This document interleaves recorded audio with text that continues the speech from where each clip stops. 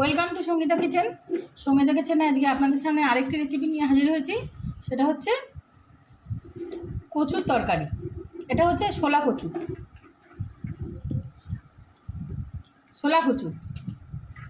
দেখুন, এর উপরে শাকটা আমরা কেটে খেয়ে নিয়েছি। আর এটা হচ্ছে কচু। অনেকে এই কচুটা খান না, ফেলে দেন, বা এইভাবে কচুর তরকারিটা রান্না করে খেয়ে দেখবেন, খুব ভালো লাগে। এই দেখুন আমি কীভাবে কচুর তরকারিটাকে কচুটাকে কেটে নিচ্ছি। দেখুন, এই মুখটা আছে, এটা আমি একটু তেলে ভাজা করব। মুখটা তেলে ভাজা করব বলে এরকম করে। এটা হচ্ছে ছোলা কচু, এটা জলে হয়, অনেকে পানি কচু বলে। দিয়ে এইভাবে তেলে ভাজার জন্য এরকম গোল গোল করে কিছুটা চাক চাক করে ভেজে নেব, মানে ভাজার জন্য কেটে নেব মুখটাকে।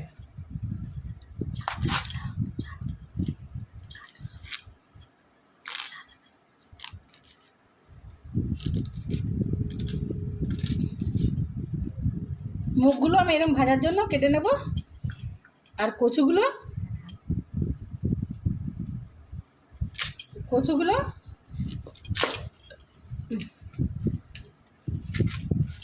এর থেকে অনেক বড় বড় হয়, কচুগুলো আরও বড় বড় হয়। তবে আমার এগুলো ছোট ছোট তো, তাও এর তরকারি করব।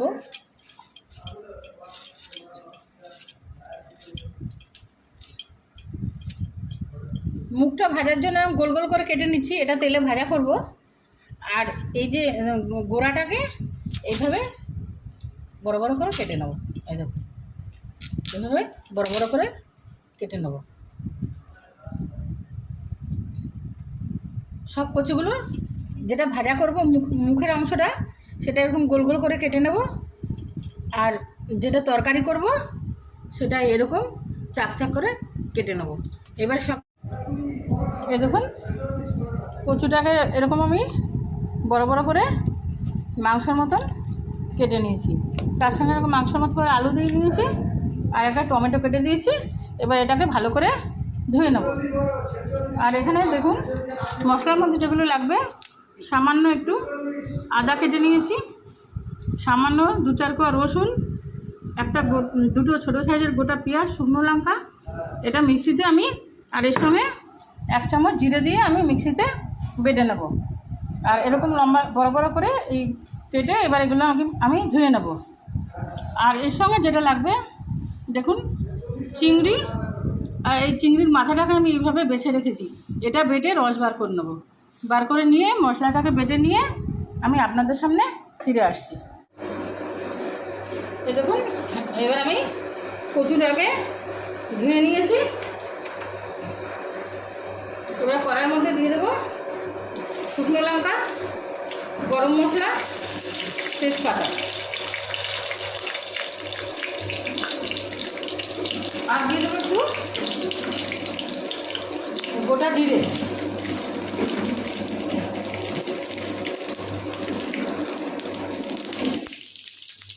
একটু গোটা জিরে দিয়ে দেবো।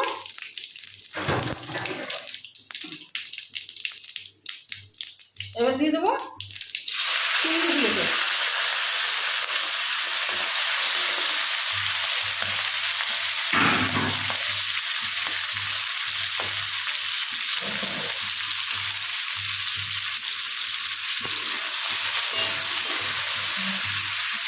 চিংড়িগুলোকে দিয়ে দিলাম।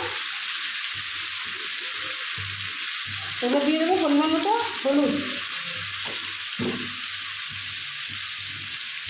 পরিমাণ মতো নুন,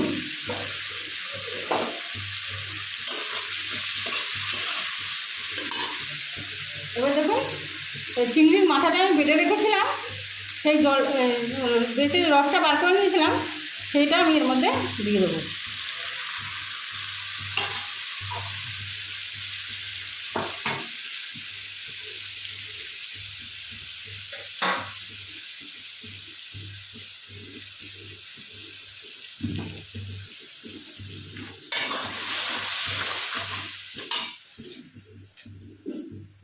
এবার এই কচু আর টমেটো, আলু, দেখুন একটু বড় বড় করে আলু দিয়েছিলাম, এগুলো আমি এবারে এর মধ্যে দিয়ে দেবো।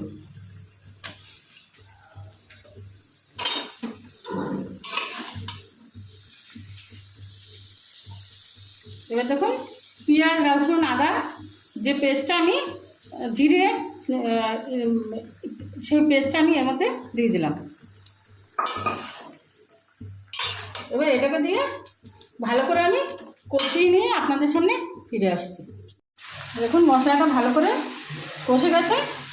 এবার আমি এর মধ্যে দিয়ে দেবো জল।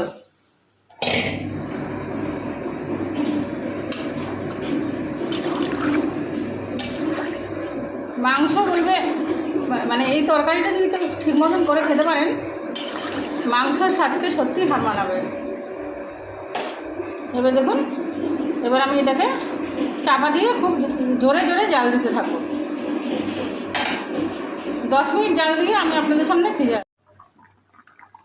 এই দেখুন 10 মিনিট চাপা দিয়ে আমি রেখে দিয়েছিলাম। ঝোলটা ভালো ফোটেনি, আর একটু ফুটবে। একটু কচকচ করে চিবিয়ে খেতে খুবই ভালো লাগে। এই দেখুন একদম গামাখা গামাখা, আর ফোটাতে হবে না, আমি নুনটা দেখে নিয়েছি। এবার একটা পাত্রে নামিয়ে নেব। সত্যি মাংস স্বাদকে হার মানাবে, এত সুন্দর এই তরকারিটা খেতে লাগে। এবার একটা পাত্রে নামিয়ে নিচ্ছি।